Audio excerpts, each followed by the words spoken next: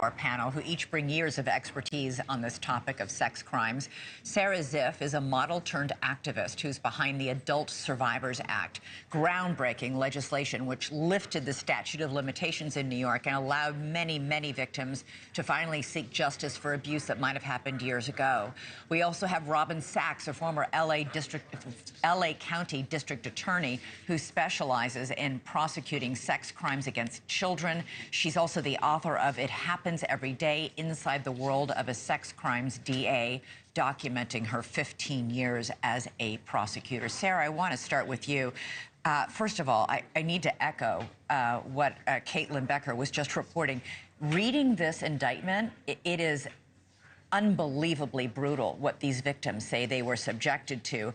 They say that there are 15 in this indictment, but according to what these young men are saying, there could be hundreds of victims.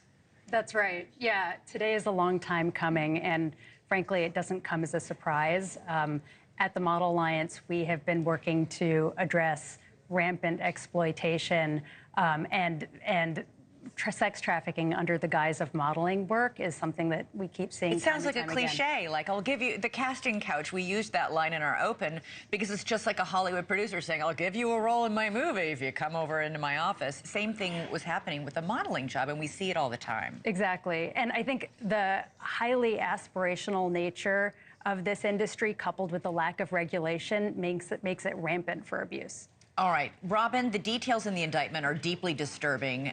Jeffries and his life partner Smith apparently recruited these young men with promises of modeling work, then forced them to sign NDAs, drugged them, injected them with Viagra to arouse them sexually, forced them to engage in sex. I mean, this is rape that's described in this.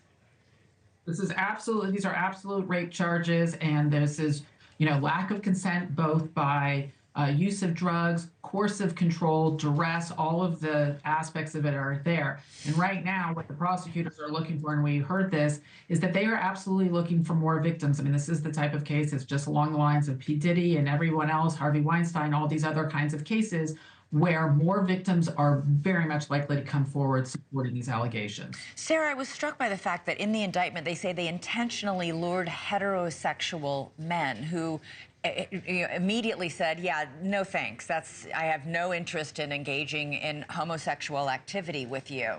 Why would they do that? Why would they purposely? And do you think that plays into part of the reason why so many might have stayed silent for so long, because of they were ashamed of what happened? Yeah, absolutely. I think that men face a double stigma. It's hard enough to come forward and talk about sexual abuse. But when it's a man accusing another man, I think there's just a lot of shame. Robin, in this indictment, it said that these men were obviously unwilling to engage. They pressured men to consume alcohol, Viagra, poppers. On at least one occasion, it says in the indictment, they held down a victim and forced him to take a drug. And all of these men, again, were lured with promises of a career in modeling. This forcible, giving them drugs forcibly like this, what crimes is that its own crime in and of itself? Well, there could be looking at other charges. I mean, right now we just see a very basic indictment here of the trafficking along with the commercial prostitution. But I would expect that we are going to see more conduct in the future that address some of the forcible aspects.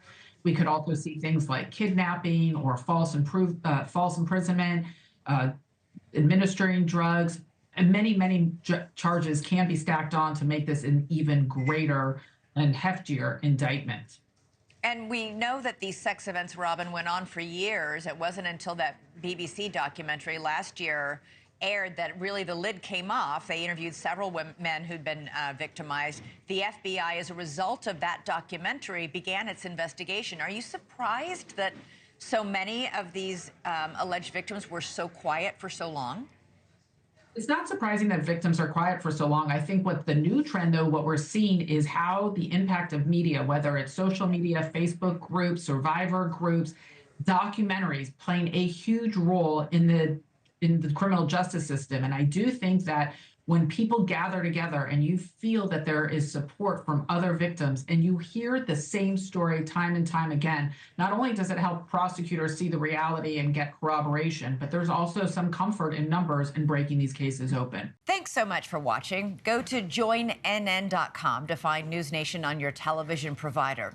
And don't forget to click the red subscribe button below to get more of NewsNation's fact-driven, unbiased coverage.